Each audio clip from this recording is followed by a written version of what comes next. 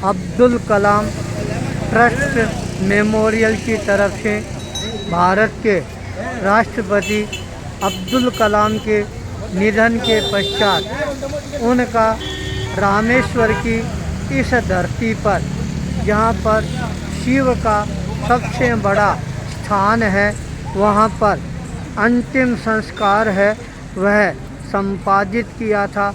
उस अंतिम संस्कार के स्थान पर यहाँ पर अब्दुल कलाम मेमोरियम ट्रस्ट मंडल के द्वारा एक बहुत अच्छा म्यूजियम का निर्माण करवाया गया है। इस म्यूजियम की स्वच्छता को देखकर अब्दुल कलाम का जीवन है वह अपने आप ही स्वयं आँखों के सामने उतरना प्रारंभ हो जाता है। अब्दुल कलाम एक भारतीय संस्कृति को सुरक्षित रखने वाले, गौरवान्वित करने वाले राष्ट्रपति के रूप के अंदर उभर कर सामने आए थे। सभी धर्मों के प्रति डॉक्टर कलाम के मन के अंदर आस्था, श्रद्धा, विश्वास और समर्पण के भाव थे, जिसका हम जीता जागता उदाहरण है देख सकते हैं। अब्दुल कलाम दिल्ली के अंदर राष्ट्रपति भवन के अंदर थे। जब उनका जन्म दिवस आता है, उस जन्म दिवस को किस रूप के अंदर मनाया जाए, यह उनके मन के अंदर चिंतन धारा उभर कर सामने आती है। उस समय उन्होंने अपने मन में ये चिंतन किया, क्यों नहीं मैं अपना जन्म दिवस है वह कोई बहुत पहुँचे हुए आध्यात्मिक व्यक्ति के सानिध्य में जाकर मनाऊं, तो मेरा जन्म दिवस है यह मनाना मेरे लिए बहुत ज़्यादा सार्थक बन जाएगा। इसी कल्पना के आधार पर दिल्ली से चलकर गुजरात की धरती पर, जहाँ पर आचार्य महाप्रज्ञ जी का चातुर्मास चल रहा था, सूरत की धरती पर, वहाँ पर जाकर आचार्य महाप्रज्ञ जी के श्री चरणों के अंदर अपना जन्म दिवस है डॉक्टर अब्दुल कलाम मनाते हैं। यह उस समय एक आश्चर्यकारी नज़रों के रूप के अंदर नज़ारे की तरह देखा जाता था। आचार्य महाप्रज्ञ ने डॉक्टर अब्दुल कलाम को संबोधित करते हुए संदेश प्रदान किया था। आपने विज्ञान की दृष्टि से बहुत सारा कार्य है संपादित किए हैं। आप मिसाइल मैन के रूप के अंदर प्रसिद्धि प्राप्त कर चुके हैं।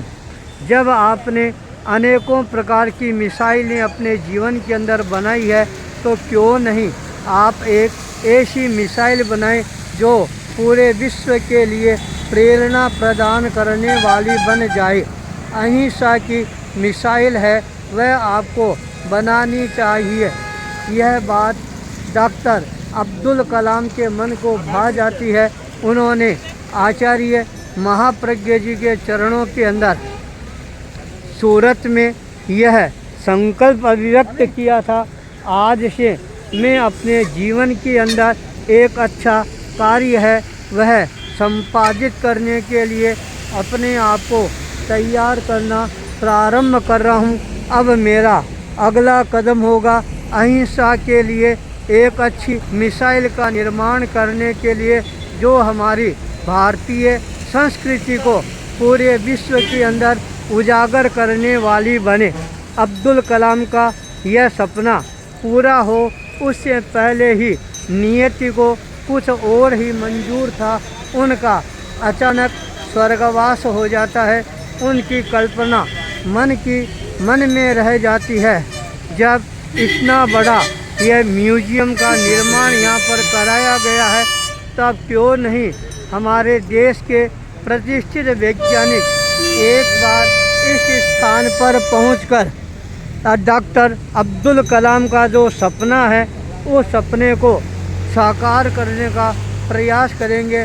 तो यह अब्दुल कलाम अंतिम संस्कार केंद्र है, मेमोरियम ट्रस्ट के द्वारा एक नए इतिहास का निर्माण करने वाला बन जाएगा।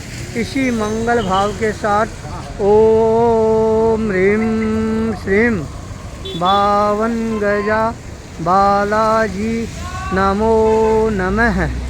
ओम ह्रीं श्रीं बावन गजा बालाजी नमो नमः। ओम ह्रीं श्रीं बावन गजा बालाजी नमो नमः। नमो नमः। नमो नमः।